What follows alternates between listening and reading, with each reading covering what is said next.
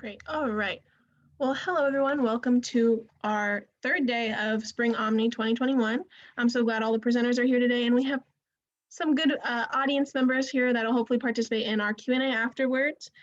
I'm very excited to see all your hard work and learn from you guys and see what you've been working on all semester. Before we get started, though, I do want to go over some of our community guidelines. So I will be sharing my screen with you in a second. Alrighty, so everyone can see this okay? Yes, okay, thank you. So some of our community expectations today will be that know that this is a safe space meant for learning. We practice patience with ourselves and others. We speak from personal experience and avoid speaking for others. Give everyone a chance to speak, never interrupt others. And if you disagree with someone, just ask questions to understand their intent or offer an alternate interpretation. Do not repress other people's perspectives, and let's treat everyone with kindness, dignity, and respect. And I know we'll do that, but it's just good to go over just in case. All right, if there are no questions for me, we'll go ahead and get started. I'm excited to see everyone's work. I will be pulling up our first presenter's work, Sean Guok. His professor was Pamela Perry, and he will be discussing how have esports affected the sports industry. Esports, I apologize for that. All right, Sean, I will be sharing your presentation right now.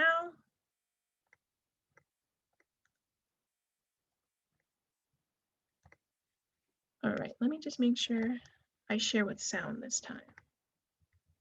Share with sound. Alrighty, Sean, and feel free to take notes in case you come up with any questions during Sean's presentation. Hi, my name is Sean Guok, and for my topic, I'll be talking about esports and how it affected the sports industry. Now, what is esports? Well, esports isn't some kind of typical sports where you have to run or play something with a ball, but instead it involves video games. More specifically, PvP video games. PvP video games is a player versus player game where there is a team or player against another team or another player.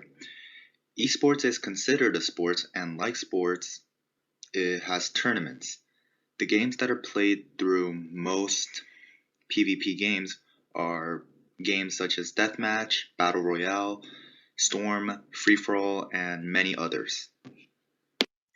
Esports currently is one of the biggest and the most successful businesses out there in the sports industries. Esports made its first debut in the 1970s and rose to an even bigger popularity in the 1980s with a new game release called Space Invaders. However, even with all that, it never truly rose to the popularity as it is right now. What made esports truly shine and rise to the top was when a game called League of Legends was first released in 2009. League of Legends is a PvP team versus team game and was so popular that players all over the world created new teams to compete against each other and enter the League of Legends tournament for rewards. Now, esports is usually watched by younger people, such as teenagers and kids. So the regular business rules doesn't really apply to the esports industries. However, even with this, esports made such a big impact and got so many views that it completely outclassed other sports games and rose to even a bigger popularity than any other sports within the sports industries. Now, why should people such as athletes embrace the new esports trend? Well, it is mostly because of how fast it is growing and how much esports has made ever since the debut of the first League of Legends tournament. Ever since the first tournament, and the other tournaments that occurred, such as Dota and Call of Duty, the popularity of esports increased at an incredibly rapid rate. When there was an upcoming League of Legends tournament in 2019 in North America, it was expected to surpass the amount of views it got last year in 2018, which was only about 600,000. This was the same with many other regions that was holding a League of Legends tournament in 2019. Now, this prediction came true, and League of Legends in the 2019 esports got about 40 million views. From the increasing popularity of esports, are there or were there any negative effects from esports itself? While the negative effect that I found wasn't really about esports, it still had a small connection to it. Call of Duty, one of the most popular video games within esports, had a complaint because of some violent actions within the game, such as shooting others. While there were people who has done these violent actions in real life, those people were confirmed to play Call of Duty. However, it wasn't certain if Call of Duty was the reason for their shooting or it was something else for their true motivation. Now, this is more like an old debate that people had with video games, such as do violent video games affect other people and make them violent themselves? While this really isn't a part of esports, Call of Duty is an esports game, and there are other games as violent as Call of Duty, such as Mortal Kombat. Even though this has a connection to esports, I personally do not really think this is a negative effect from esports, but more like a problem with the video game contents itself.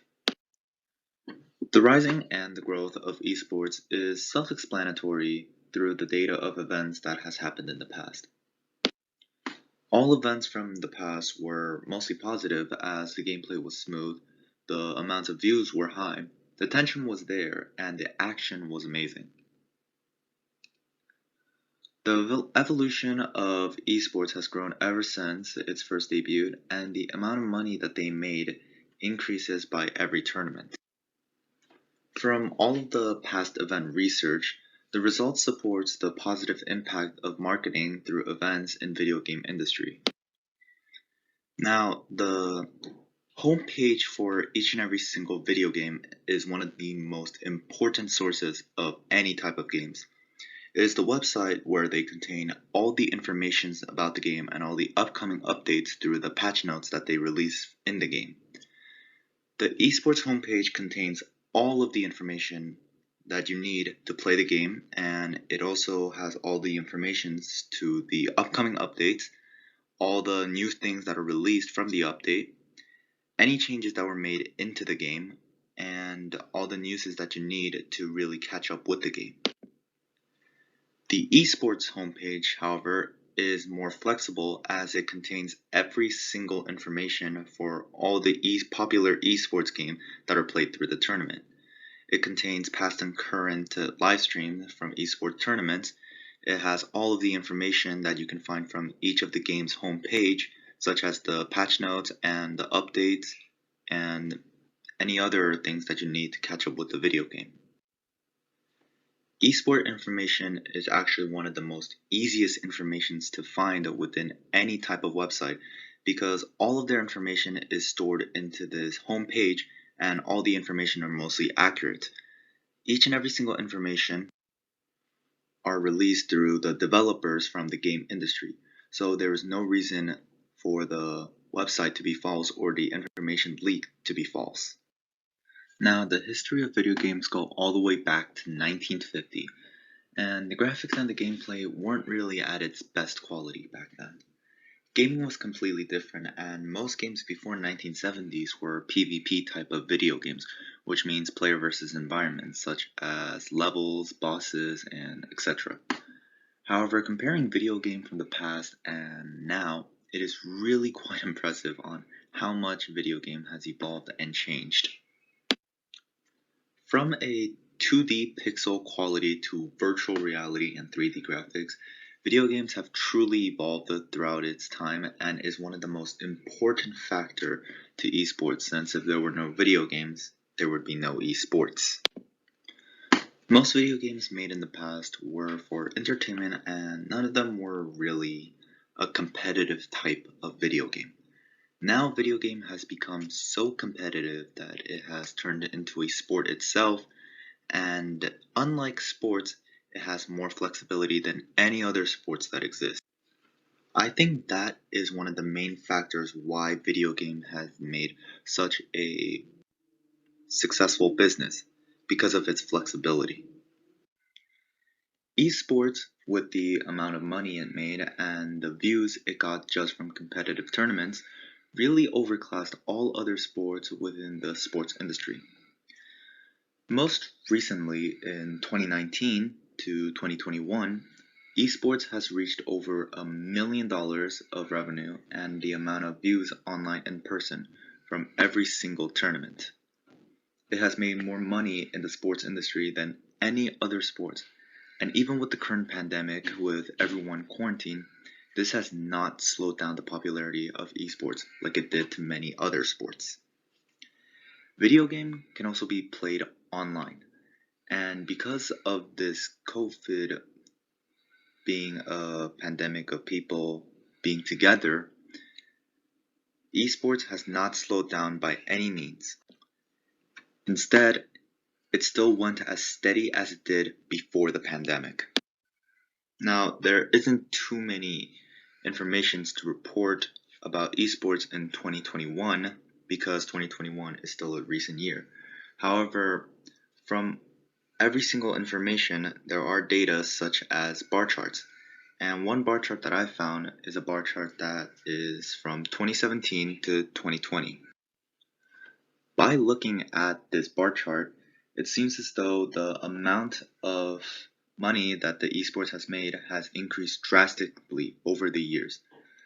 Since esports made such a fast increase of money each and every single year, it has become one of the biggest, if not the biggest market in the sports industry in 2021 so far. From all of the data collected from the past and from right now, researchers predict that esports can make around $1.5 billion at the end or by 2023. Now, what is the future of esports looking like? So far, there have been predictions that esports will have a revenue of $1 billion by the end of 2021 and $1.5 billion by 2023. However, these are only predictions, and it could make more or less. However, from looking at all of the data of esports, it seems like it will continue to increase and maybe even make more than the predictions. With every new year, there is always a release of a new video games. While not all of them may be a PvP video game, and some of them might be a PvE game, which are not played in esports, because there are new PvP games introduced every single year, esports will always have a popularity spot in each year. And this is most likely due to the amount of hype that each game or new games get when a trailer comes out or when a gameplay comes out in each year. Now, how has esports affected the sports industries? Has it affected the sports industries negatively or positively? Now, looking at the esports effects on the sports industry, it has basically improved the popularity of the sports industry and dominated it entirely. It got more views online and in person than any other sport and simply made more money than any other sports when esports was the most dominant thing. The amount of money that esports made and how quickly it rose to popularity was at a staggering rate, and esports became one of the sports industry's biggest factor in making millions. The marketing amount was at an overwhelming amount, and because of how much esports was making, some may predict that it will reach billions by the end of 2021, or even higher. In the end, esports has all positively affected the sports industry and may continue to do so as long as there are new updates to enjoy and new games to play.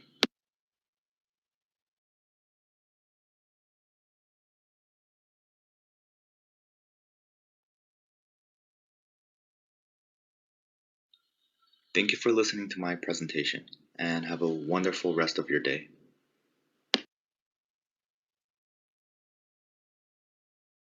Okay, great presentation, Sean. Thank you for that.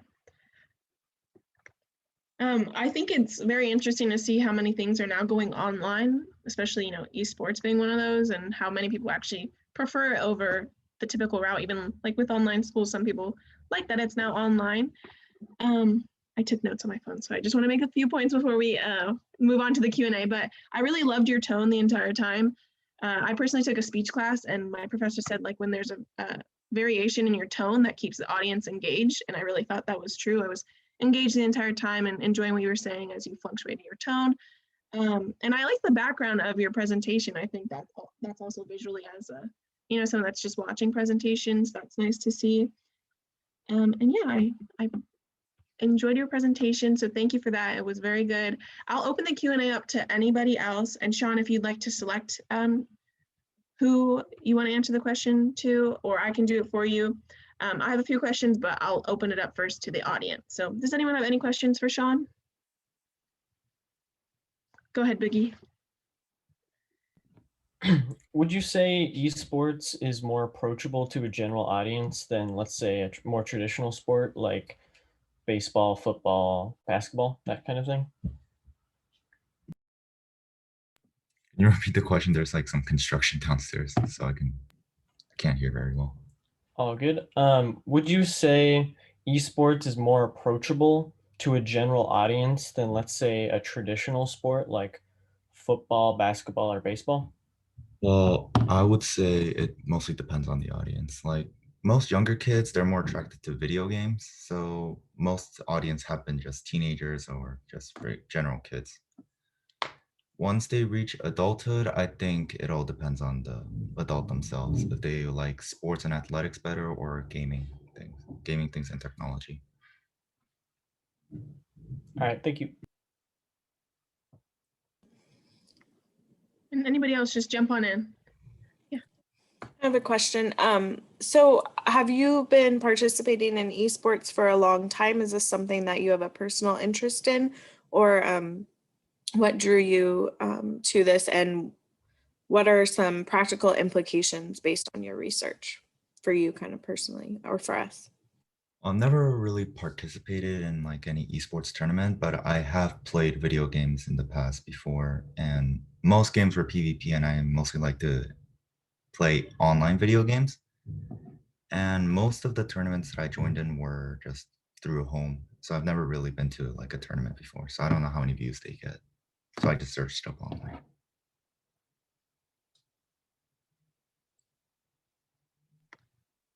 Do we have any more questions for Sean?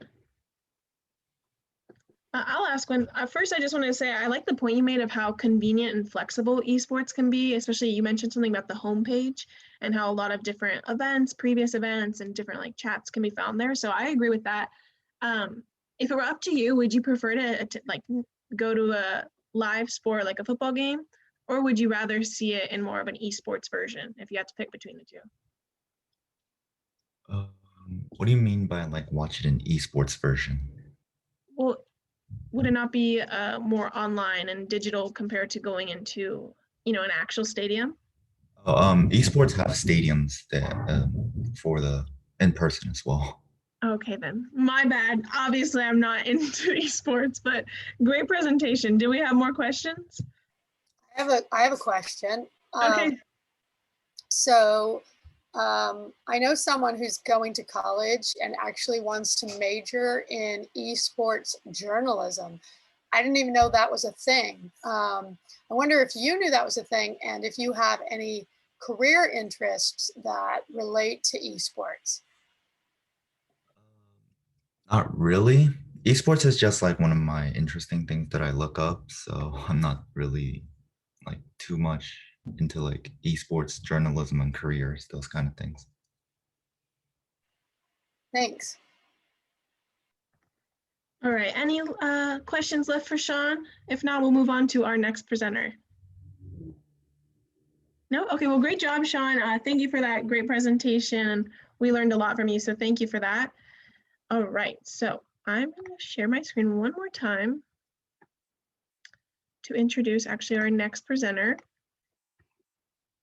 Sorry, I have a few tabs open, so I have to move around.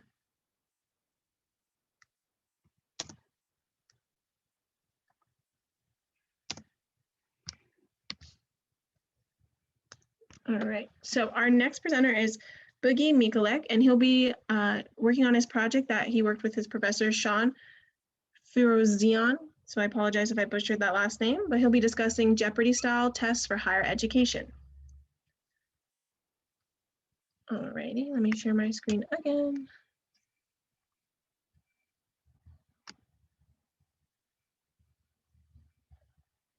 Sorry guys, I have a lot of tabs open.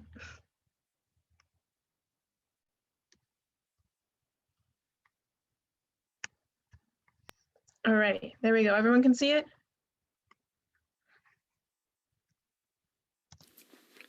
Hello, today I'm going to be doing my presentation on Jeopardy style tests for a higher education, a web application, with mentorship from Sean Firozian.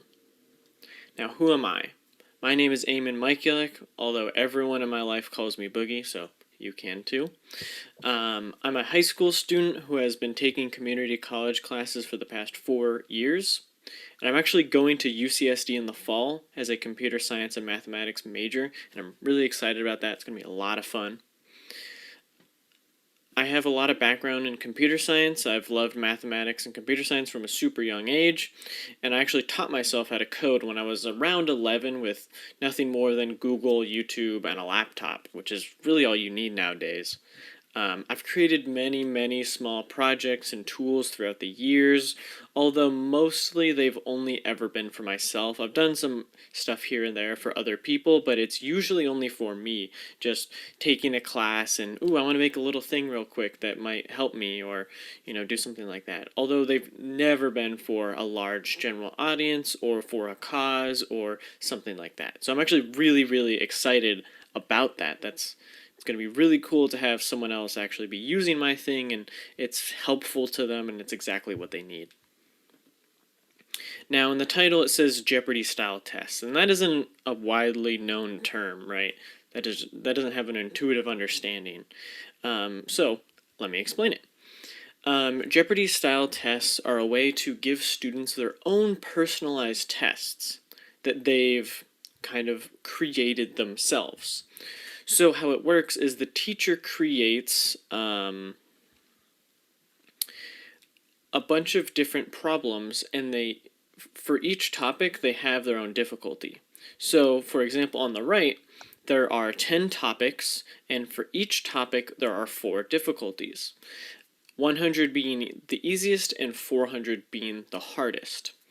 So as a student, you can go through and actually choose your difficulty for each topic, right? So let's say you're very confident in fundamental theorem of calculus. Well, then I'll take a 400 on that one. But let's say you're not too sure on integration by substitution, then you will go, all right, well then I'm going to take a 100 on that one. And of course there are rules to this. You have to a student must choose at least one problem for each topic, right? You can't just skip a topic.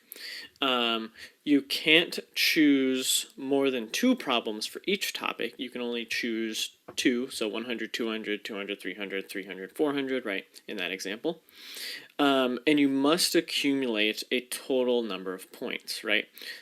On the example on the right, a good choice would be 3,000 points, right? So you must choose 3,000 points. So you can go through and go, all right, I'm going to do all 300s, and you'll accumulate 3,000 points. Or you could go through and mix and match, right? Oh, I'm going to take a 100 there because I'm not too sure. Ooh, I can take a 400 there because I know that one really well. And you can totally mix and match. I was actually first introduced to Jeopardy style tests through my mentor, Sean Firozian, and I actually thought it was really cool, and I was first a bit skeptical, but as actually going through the process myself, it was actually really interesting, and I liked it quite a lot. And although there are benefits to the students, there are actually benefits to the teacher as well, right? So the teacher can actually see, you know, the student's confidence through this process and which topics are difficult for them. For the students, that is. But there was a problem with Jeopardy style tests. Since every student has their own test, teachers have to create a personalized test for each and every student, right? I mean, that is kind of the whole point, but it takes a lot of time from the teachers. And in the example of Math 155, Professor Feruzian actually stressed that, right? He was like, although this is a lot of work on my end, this is I have to do a whole bunch of stuff, it's worth it for these kind of tests. And I agree. I think it was a really cool process, and it worked really well. But he stressed a lot how difficult it was. And he distributed PDFs for his tests, which means he had to create over 30 PDFs for those over 30 students, right? Because every single student has to have their own test, which means they have to have their own PDF, right? And each one of those PDFs was averaging around 15 problems for each PDF, right?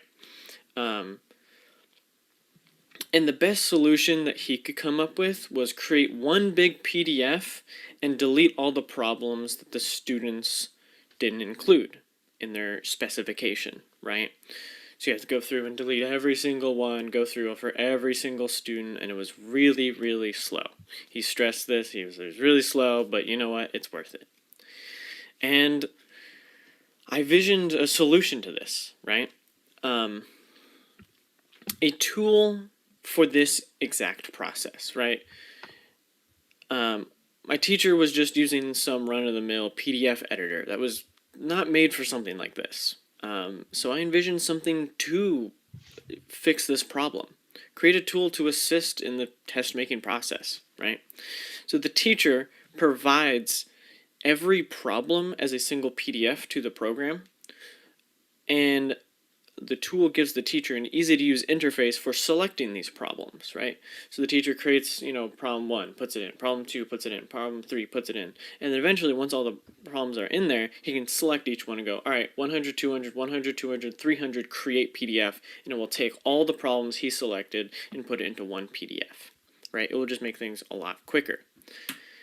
And I built that. And I built a custom web app to automate the process, right? It was around 600 lines of code, and it was only 600 lines of code just to manage the code complexity. I didn't want to make it this big, huge monster of an application that was slow, and it was really hard to expand because it was a big monster, right? I wanted just something simple, something lightweight, something that worked and did exactly what it needed to do and nothing more. This shouldn't be, a new PDF editor. This is to solve one problem and do it good. And for the UI UX, or user interface and user experience, it's intuitive, it's efficient, it's snappy. I actually consulted with a UI UX expert to make sure it was intuitive, efficient, and snappy, and I got some feedback and I did that, right? And it was created with modern web technologies. This is not something that's, from the early 2000s that's slow and doesn't respond and looks old. It's made with modern web technologies. HTML5, CSS3, JavaScript, and a JavaScript framework called Svelte that's there to manage the complexity of the application and actually make things very, very responsive on the user's end. And I could go into the specifics of why I used, a hash map for saving the PDFs over an array or over a two-dimensional array or anything like that. But I'd rather just show you the application, right? I think that's a better idea. So if you go to the page, it's just going to present you with this.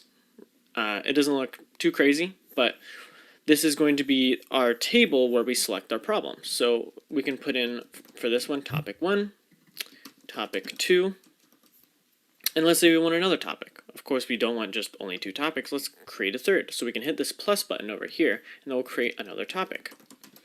And as well, we want another difficulty, right? We don't just want 100 and 200 for our difficulties. We want 300 per se. And then you can create as many as you want. You can go through and create 10, 20. I mean, I don't know why you would want to create 20, but you know, you could do all those things. And you can actually delete ones in between. So topic 2, I don't want it. I can just hit this minus and it will go away. Right? And we got to change that to topic 2. And then you can select the PDFs for this topic difficulty pair, right? For topic 1, difficulty 100, we can click on this and we can actually click on this PDF that I made previously, right? We can go through and do it for every single one. But I've actually done that already. I've created a template, right? So you can actually send this to someone, or, you know, one teacher to another. You can actually send these across and then you can go through and edit them there, or you can save them yourself so you have the backup of your previous tests. And yeah. And once you're done editing this template, you can do finish editing, and it will give you this view. And this is where you're going to spend most of your time as a teacher, in putting students' specifications for their tests and stuff like that. So let's say there's Bob, right? And we can put in the name here. And he picked, for topic 1, 100 and 200. For topic 2, 100, 200. And for topic 3, 300. So we just select those, and it will give us a total points. So 900 was the total points, and let's say you have a point requirement like 1,000. Well, then you can look at this and go, oh, he didn't reach it, or something like that. And then once we have everything here, we can actually hit save, and it's going to download a PDF, and that PDF is going to have each problem, right? So we click on this PDF, and we're going to have topic 1, difficulty 100, which is one of the ones we selected. And then we scroll down, and we should expect topic 1, difficulty 200, which is exactly what we get. But remember, we didn't pick topic 1, difficulty 300, so that's not going to be included. It jumps straight to topic 2, difficulty 100, because that was the next one we selected, right? And we can go through, and let's say there's Alice, right? We can go through and she did all 300s, right? And we can save that. And it's really snappy, really quick, and we get that PDF and we are good to go. We can just quickly and just hit that, and we're you know, it's quick, it's snappy. And it does exactly what it needs to do. And so what are some what's the future of this project look like? I want to present it to the math department at Miracosta and UCSD, explain what Jeopardy style tests are and their benefits, and also give them this website and say, hey, you know, it might be difficult to make all these different tests, but here's something that will help in that process, right? And I could also add some features in the future, right, like a target score. As it is right now, it just tells you what the score is, but it doesn't warn you if the student is below that score. So it could yell at you and say, hey, it's the student didn't accumulate the right amount of points.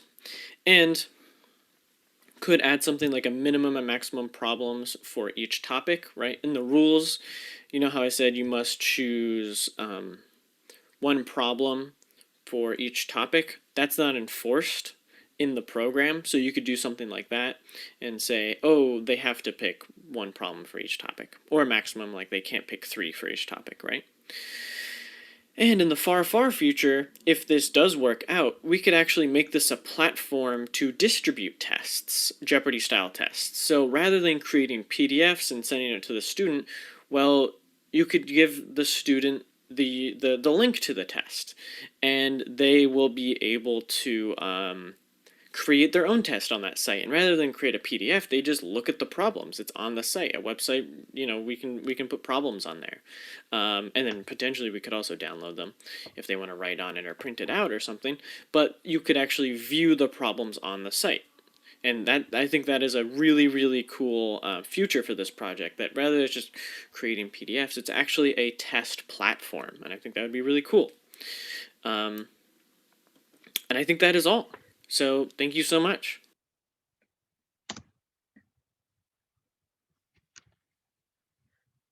Okay, great job, Sean, or Boogie, so sorry. Very good. I found your presentation to be super unique for many reasons. One of them being the who I am slide. I think that builds a good connection between you and the audience, and I don't really see that often, so thank you for incorporating that. And then also I like that you had a plan for afterwards, because a lot of times students are doing research. So, they'll take it further by doing more research, but it's not necessarily something tangible where you can be like, hey, I can show this to, a different department. So really good job on that. And I hope that you do take it to, Miracosta and UCSD, because I personally really like it. We actually had a presentation yesterday discussing standardized testing and, how that's not always the best option. So it's nice to know that there are more alternatives. And you showed us that today, because I personally did not know about Jeopardy style testing. So thank you for that. And really good job. Also the part where you showed us the demo also helped, because someone like myself who doesn't really understand computer science and coding and all that stuff, it definitely helps walk me through the process. So thank you for that. I will now open up the Q&A section for anyone that has any questions for Boogie. I'd love to learn more about it as well. So ask all your questions.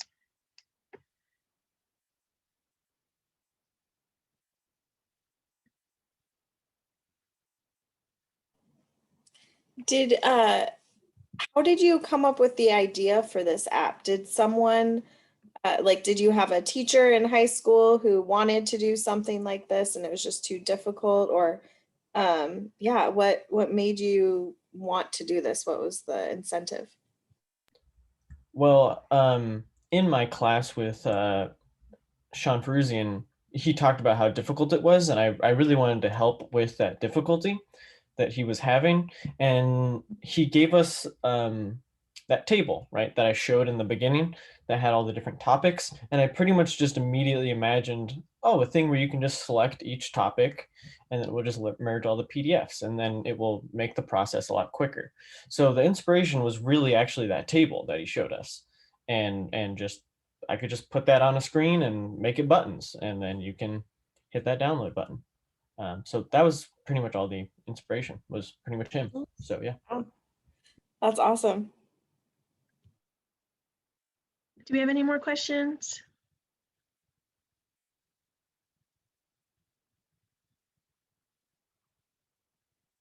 Oh, very cool. So you're doing one of a kind work there. Nice. I had a few questions. So so you have taken a Jeopardy style test before? Yeah. Yeah, I actually took it in his class. This class a couple weeks ago, actually. Oh, really? Okay, very cool. And you prefer that over, a basic standardized test or something that's more general for the class? I think so. I mean, I think of course it depends on the test or it depends on the class, but for this, it worked out really, really well. Because if you feel like you're going to challenge yourself or you want to challenge yourself, then you can take those difficult ones. But if you're not feeling too confident, then you can maybe go easy on yourself and just take those easy ones and then, study up on some homework or something like that. It really takes away a lot of the stress and kind of puts the test in your hands, which I think is really interesting, really cool. That's really, as a student, it's nice to hear. So I think you kind of answer this in your presentation, but I just want to be sure. So you said there's sometimes like a point limit you have to hit. So let's say it's 1,000. So you can't always go the easy route and do like 100 on all those sections, correct? Right. So if you were to go through, let's say there's a subject or a topic that you're not too strong with, then maybe you can take an easy one there, but you'll have to remedy that by taking a hard one later. So you could go 300 each one and just go, in the middle for all of them, or you can mix and match and go through and I'm going to take 100 here and I'm going to take a 400 here because I did take that 100. So all in all, it is going to even out and you're still going to have the same difficulty as someone else, but maybe it's just in different areas. Yeah, that's very nice. Thank you for answering those questions. Do we have any more? If not, I can come up with one more. I do have one more question, but I don't want to take up all the time. So are there any more questions? No, I'm going to ask one last question. So in your opinion, what subjects do you think or courses would benefit from this style of testing? Because I know you mentioned, for this class it was good, but do you have maybe, in your opinion, I know?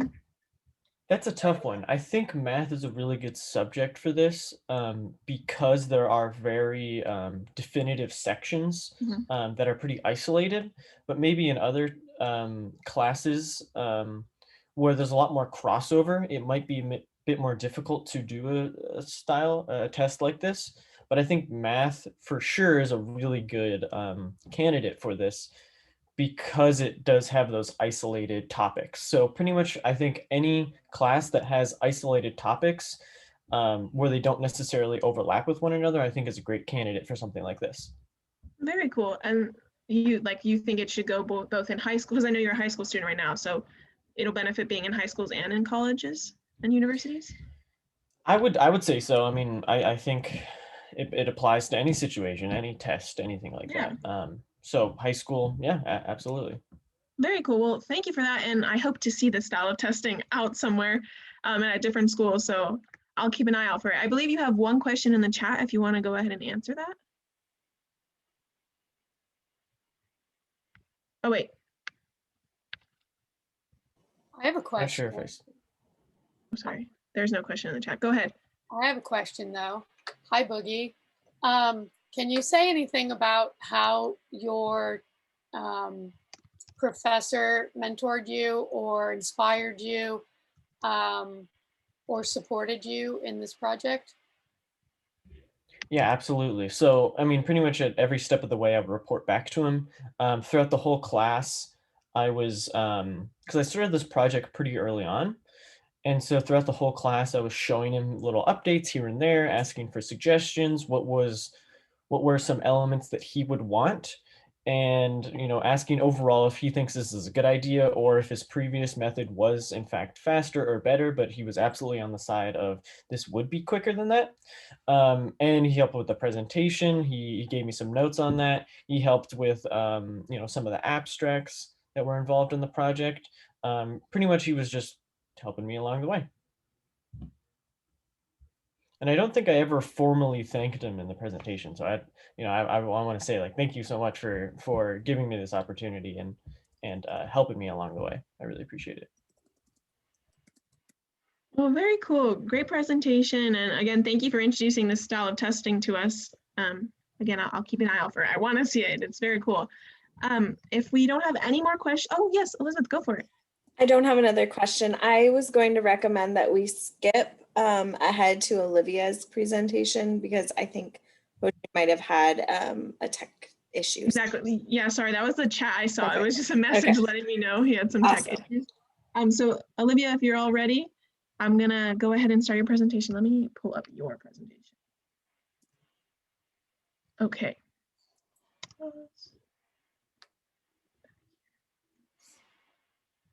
Alrighty, so next we have Olivia Yun, and she'll be discussing the violation of consumer privacy by social media companies, and her advisor was Pamela Perry. Alrighty, so we can all see the screen okay? Yes, thank you for the thumbs up. Yes. Alrighty.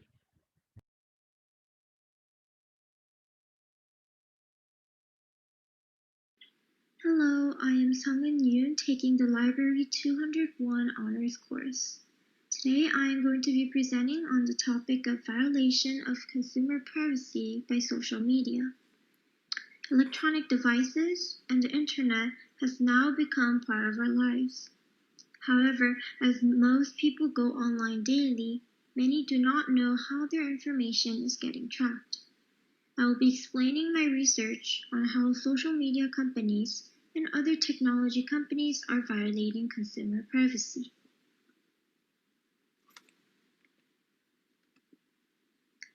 Online privacy is how much of a user's personal, financial, and browsing information remains private when online. It is important that we know that none of the online services are free and will require you to share data of yourself. Whether we are downloading apps, using free email services such as Gmail, using social media like Facebook and Instagram, or even visiting a website, you're sharing some kind of information about yourself. There are several reasons why online privacy is important. First is because you do not want to share personal information and details about your life with strangers. You do not know what information is getting gathered by whom. Information collected by a company might be shared with another and they are gathered, shared, and sold without the user's consent. Therefore, issues regarding online privacy has been existing regarding the risks that affect the user's personal life.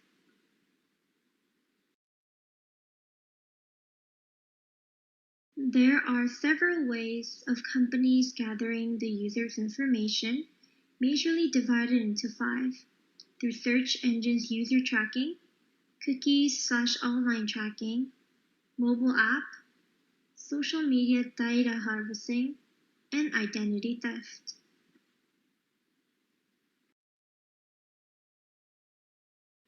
The first major method is search engine user tracking. Search engines collect your search history, cookies, IP addresses, and click-through history. They use this information for the use of profiling, which is compositing a consumer persona based on browsing, shopping, and social media preferences. They gain information about each user, making them their personalized advertisements and different search results.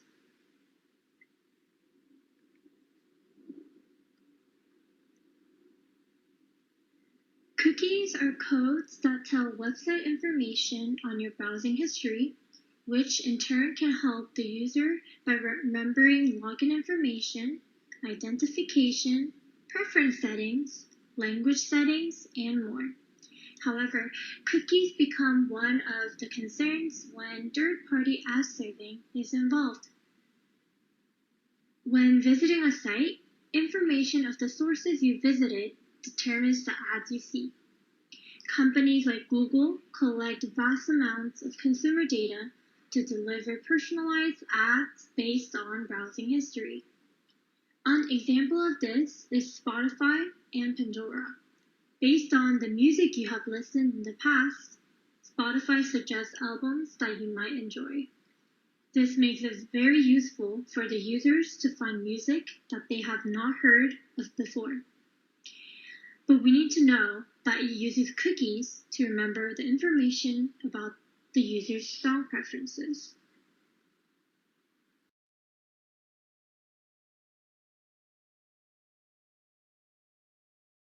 We all have mobile apps on our phones, but these apps also harvest personal information.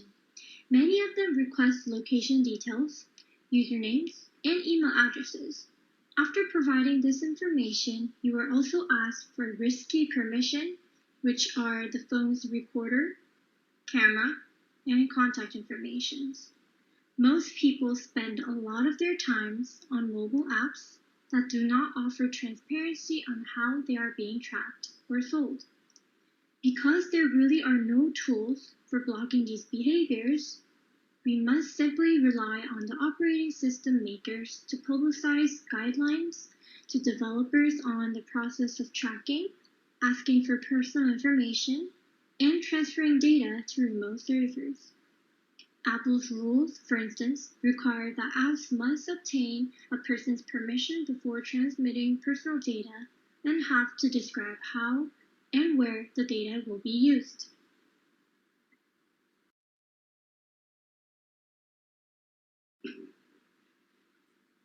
Social media has risen to the issues when major social network sites have had data breaches, leaving millions of users' personal information exposed. There have been other issues such as Cambridge Analytica story, cyberbullying, and doxing. Cambridge Analytica data scandal happened when the British consulting firm Cambridge Analytica obtained the personal data of millions of Facebook users without their consent for political advertising, which shocked a lot of people. Doxing is searching for and publishing private or identifying information about a particular person online, typically with malicious intent. Cyberbullying, as most people know, is using electronic communication to bully a person. It can be connected to doxing as it uses the information of particular persons to express them. Social media mining is a process of obtaining big data from user-generated content on social media sites and mobile apps in order to extract patterns, from conclusions about users, and act upon the information for the purposes of advertising to users or conducting research.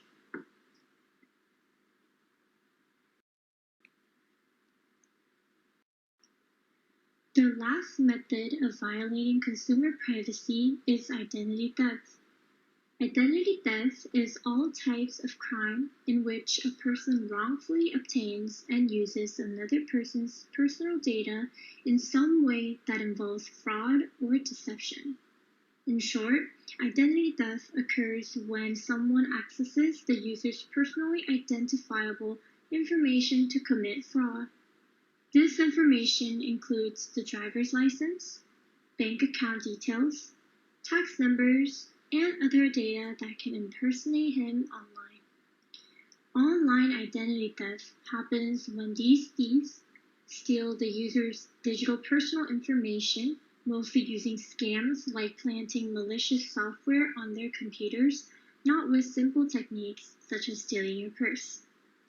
There are 4 ways to source the information, which are phishing, malware, farming, and discarded phones and computers.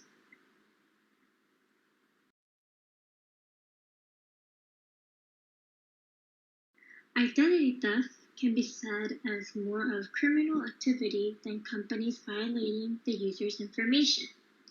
Phishing is when criminals trick the users to surrender sensitive or malicious information by sending emails purporting to be from reputable companies such as financial institutions. Malware, shorthand for malicious software, is malicious software that can access the user's computer operating system, such as viruses, ransom, and spyware. It typically consists of code developed by cyber attackers designed to cause extensive damage to data and systems or to gain unauthorized access to a network. Farming is hijacking information using a virus, often through fake websites that redirect users into. Identity theft can also happen through discarded computers and phones where information of the past users remain. So make sure any device you get rid of is thoroughly scrubbed before you sell it or give it away.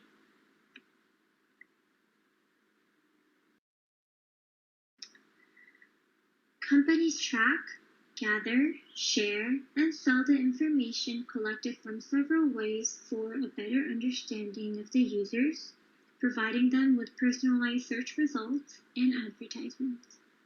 However, there are also crimes that violate the personal information of the users. It is hard to completely avoid having the information tracked, but there are several ways to protect online privacy. They include using different search engines, securing your mobile devices, using antivirus software, not sharing private information with the public, using secure passwords, and keeping the contact information private. Overall, the best way to protect your personal information is not oversharing on social media and securing your information and histories.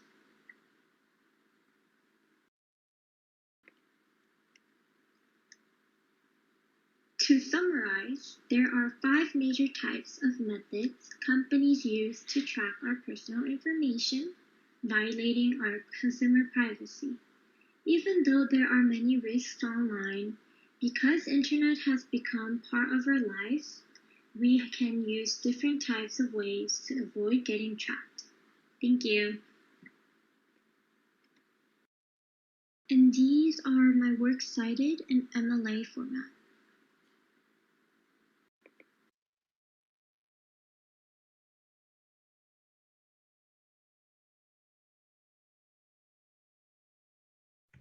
Great. Thank you so much, Olivia, for that great presentation. I also wanted to apologize sometimes if the cursor or the mouse was on the screen. Sometimes if I'm on my computer too much, it starts to glitch. So I'm using my touch screen feature rather than the mouse. So I apologize if I moved it a few times or it just glitched. But great presentation, and it's very true with, you know, how careful we have to be with using all these different technologies and being online. And a lot of times you download an app or you're on a website and it's asking, can I, you know, will you allow us to get your location or sync contacts? And you're just like, that doesn't sound right. But, you know, so that's why I appreciate your prevention slide. It kind of educates us on how we can better protect our privacy and information. Overall, I found your presentation to be very detailed. So thank you for that. And thank you for educating us on something that's so prominent today in social media and through those companies.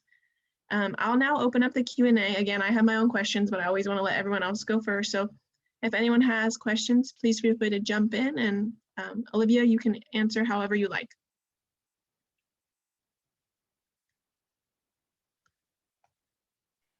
I have a question. And I had to step out of the room for a second. So if you covered this, I apologize.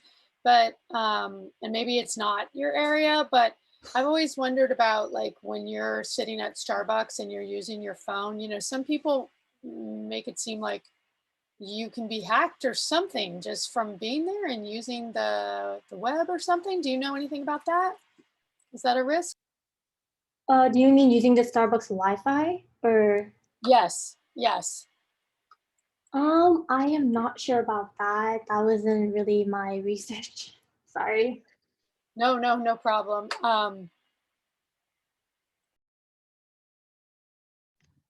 Yeah, I've thought of that too, though. And I sometimes go there to do homework, but I'm not really accessing anything too private, but definitely is a big concern. And sometimes that's why hotspots are nice. Do we have any more questions? I'll ask one of mine. I wanted to, because I think we were in the same class for Professor Perry. Is that class what influenced you to kind of start this research, or was this sort of something you were interested in before? Yes.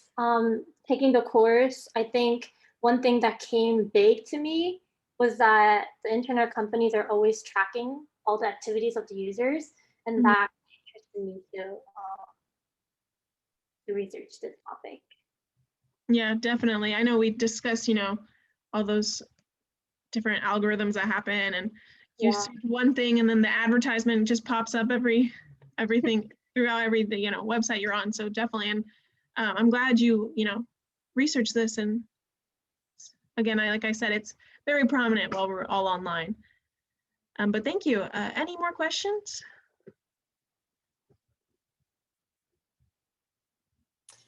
What do you think is something that you will do as a result of your research going forward? Something that will change in your life because of this? I guess not posting too much on social media, because I don't really post a lot on social media, but I think I'll be more careful from now on when using it. And yeah, and try to use like those hidden mode or private mode that you can use, but then it doesn't really completely avoid getting tracked, but it can actually like help a little bit. So I think help. Yeah, very nice. Well, thank you so much, Olivia, and great Q&A. And again, thank you for your presentation. Very detailed, very nice. I really like the slides and your layout. I think it's always nice to just see how different people create their presentations, and I really liked yours. So thank you for all your hard work. If we are all done with this section, we're going to move into our last presenter of the day. Our next presenter is, if you don't mind, I'm going to read it off my phone just because I don't want to agitate my computer anymore, but it's Hojin Choi, and his professor was Pamela Perry, and he'll be discussing the reality of and solutions to cyberbullying in school. All right, Hojin, I will be sharing my screen.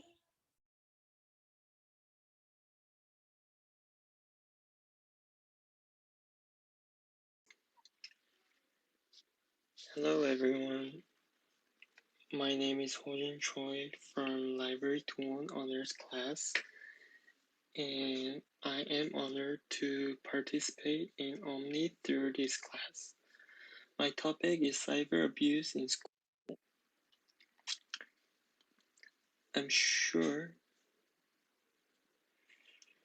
you have experienced use or using social network service applications such as Facebook, Instagram, Snapchat, and TikTok. Advances in technology have allowed us to enjoy more fun and efficient technologies, but many people, especially students, are suffering from the side effects of the technology, which is cyber abuse. Then, what is cyber abuse? There are many kinds of cyber abuse, such as harassment, stalking, trolling, doxing. And those features are seen not only in society but also in schools. The biggest advantage of the cyber world is its easy accessibility, but it is also its biggest weakness. People can be abused through social media, online chatting, and online forums, sharing sexual photos or videos online without consent, and stalking a person online and hacking into their accounts, such as social media, banking, or email accounts, are examples of cyber abuse. These issues have become hugely not only individually but also socially.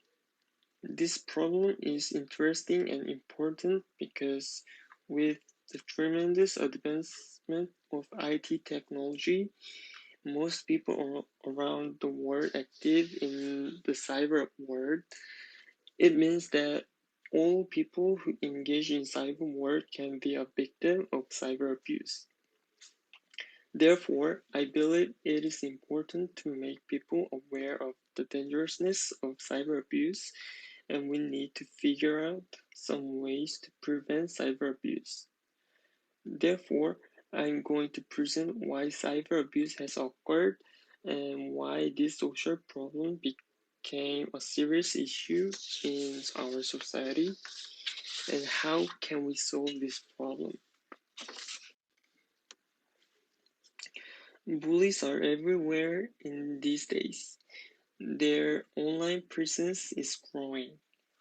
Children and teenagers are exposed to cyberbullies at a greater extent than they are exposed to school bullies. They can be harassed at home, school, and virtually anywhere with an online connection.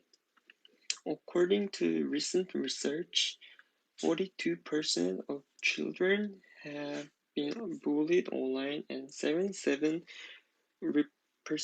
report being bullied either online or by other methods. There are many reasons why kids and teenagers become cyberbullies. Usually, however, cyberbullies have some sort of insecurity to protect their egos and feel superior.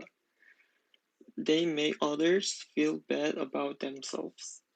Some cyberbullies see it as a means of gain popularity, and others to it to feel powerful or escape their own problems. At times, cyberbullies themselves may be bullying victims, so they prey on other people to feel better about themselves. Then, how does cyber abuse affect students in school? It is important to make people realize the dangers of cyber abuse when they are young, which means when they are students. Students have yet to establish their values properly. Therefore, they will create their values according to what they experience, and if they experience something wrong, it will not help them in their lives. Many researchers have conducted many researches to reduce cyber abuse. Thinking Before Posting is a journal examined how to prevent youth cyberbullying through interfaces by showing reflective messages when bullying is recognized. Through this study, 321 participants were teenagers from 15 to 16, about 60% of whom were women. After the participants were exposed to reflective message, they seemed to recognize and stop cyber abuse, but soon the researchers found that it was just a delay. They have found that these repeatable reflective messages can be annoying, and adolescents may perceive them as invasion of privacy. After reading this article, I could think that I should find another way. This is because most teenagers do not recognize the danger of cyberbullying as long as they show it directly. Then, how can we prevent and stop cyber abuse? Know that it's not your fault.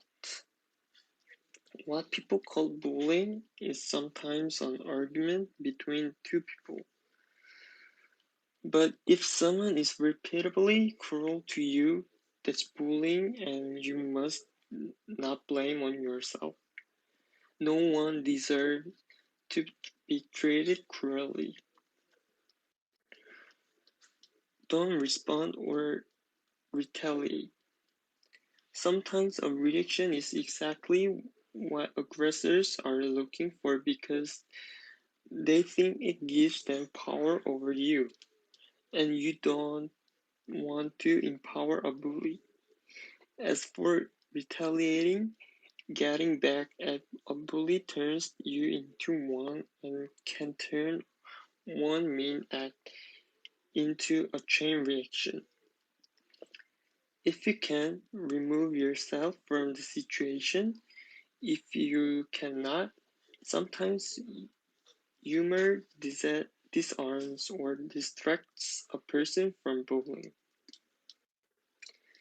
Save the evidence. The only good news about bullying online or phones is that it can usually be captured, saved, and shown to someone who can help. You can save the evidence in case things escalate. Tell the person to stop. This is completely up to you. You don't do it if you don't feel totally comfortable doing it. Because you need to make your position completely clear that you will not stand for this treatment anymore. You may need to practice beforehand with someone you trust, like parents or good friends.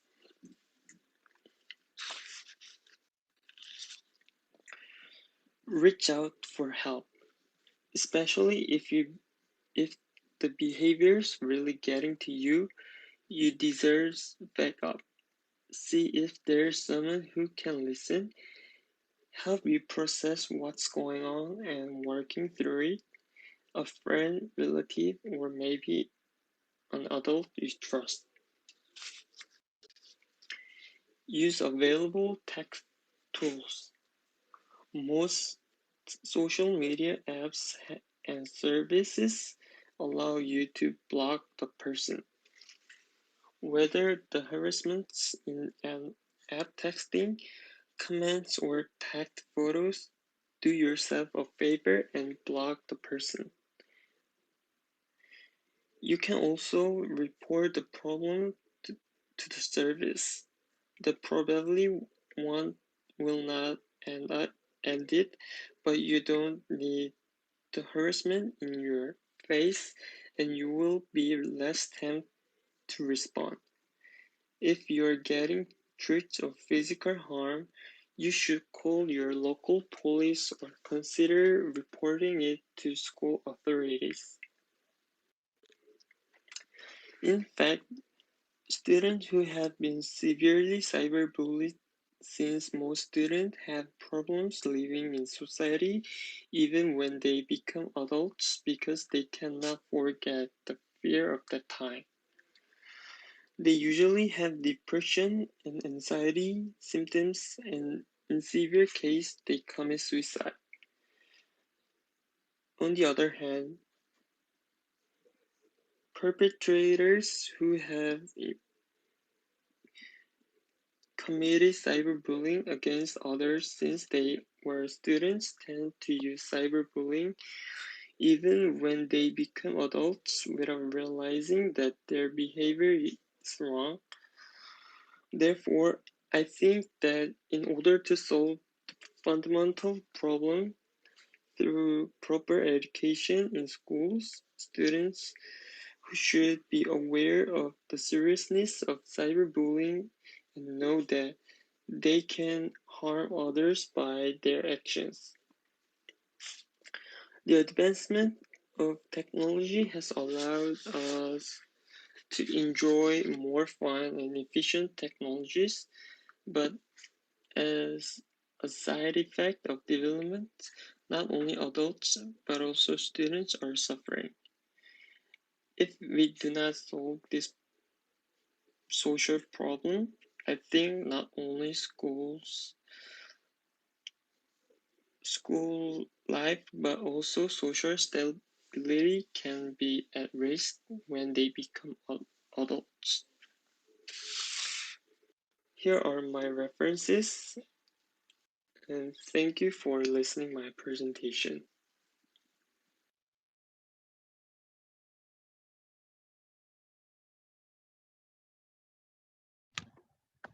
Okay, great. Thank you so much, Hojin.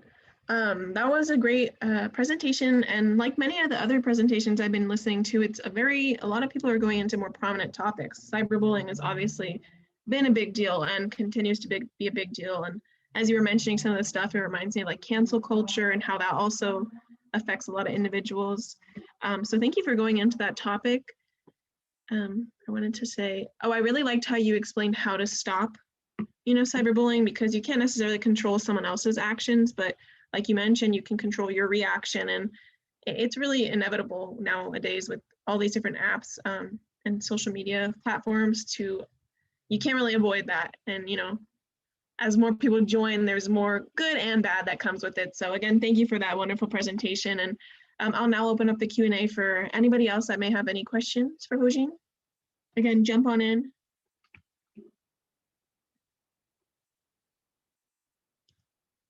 I'll ask a question, and again, I have to apologize. I might have missed a little bit of your presentation, so if you covered this, I apologize. But did you come across anything in your study that would be recommendations for parents and how they can help their kids in regards to cyberbullying? So actually, I have experienced the cyberbullying when I was high school, and the time I asked my parents about this issue, and they really actually they were really upset about this issue because their son was bullied by their friends, and they after that issue they always try to encourage me even I did something wrong. Or so I think parents should encourage their child instead of like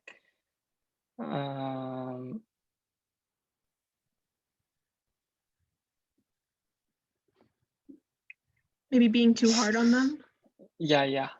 Yeah, definitely. I think that plays into not only like day-to-day interactions, but again, on social media, just creating a safe environment, understanding environment, Mm-hmm. Yeah. Thank you for that question as well. Any more for Hojin? Can I make a follow-up comment? Is that okay? Hoshin, I'm glad you shared that. That was cool to be open about that, because obviously it wasn't your fault, so it's not saying anything about you. You know, I heard a school principal one time talk about a certain age of kids and called it the mean years. And so I just wanted to share that because to encourage you that, you know, there's those ages that kids go through that for whatever reason, they're just really mean, and it just gets better. You know, it gets better. It doesn't last. And hopefully you already know that. That's all. Yeah. Great point. I think it's like you mentioned in your presentation, it's easy to hide behind your phone. And kind of gives you, unfortunately, a bad boost of confidence to then engage in that kind of negative talk. But just thank you for sharing, you know, a little bit about your story. And as people who go through, you know, cyberbullying, it's always nice to share because you never know who else might be going through it. So again, like you mentioned, how to handle it. And I think that'll help many students who may not talk about it, but do have to deal with, unfortunately, cyberbullying. So thank you. Thank you. Anything we'd like to, anything else? I know that you mentioned, you know, several possible solutions and ways to help, but I guess my question for you is, what do you think is the one thing, like if people can only do one thing to help, you know, people are maxed out or just are overwhelmed. If you just have one piece of advice, what would that be?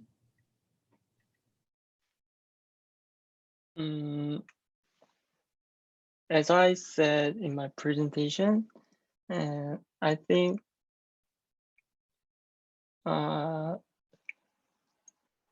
just talk to your parents or other friends that you can really believe, so that I think they can solve the problem by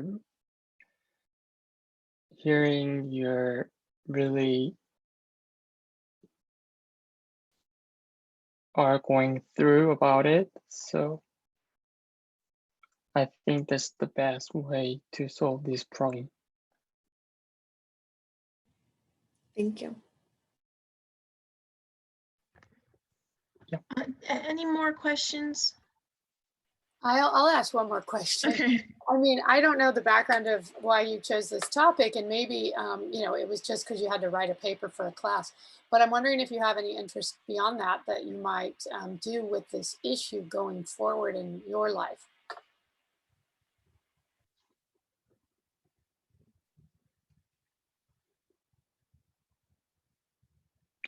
Sorry, what was the question?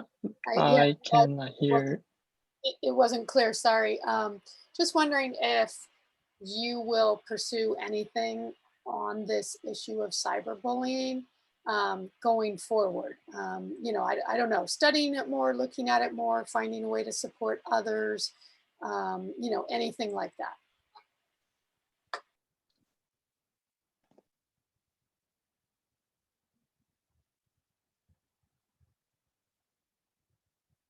Were you able to hear that question?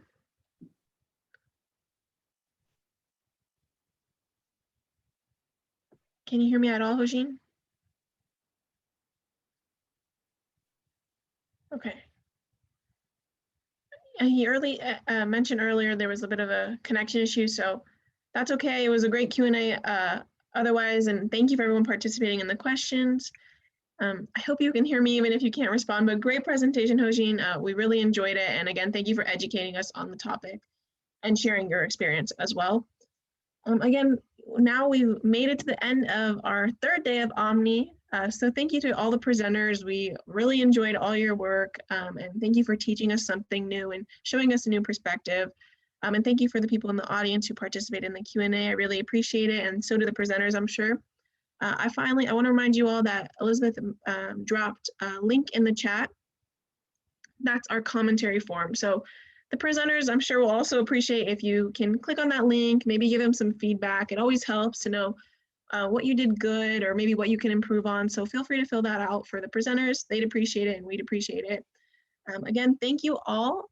for joining us today. I believe tomorrow is our final day, so be sure to check out. Are we going to Friday, Elizabeth? I'm so sorry. No, Thursday. Okay, yeah. So be sure to check out tomorrow's program. Maybe you want to join in for a few presentations and participate in the audience as well. We'd really appreciate that. Again, thank you to everyone here today. Great job to all the presenters. You're free to go now, so thank you very much. I'm not seeing the link in the chat.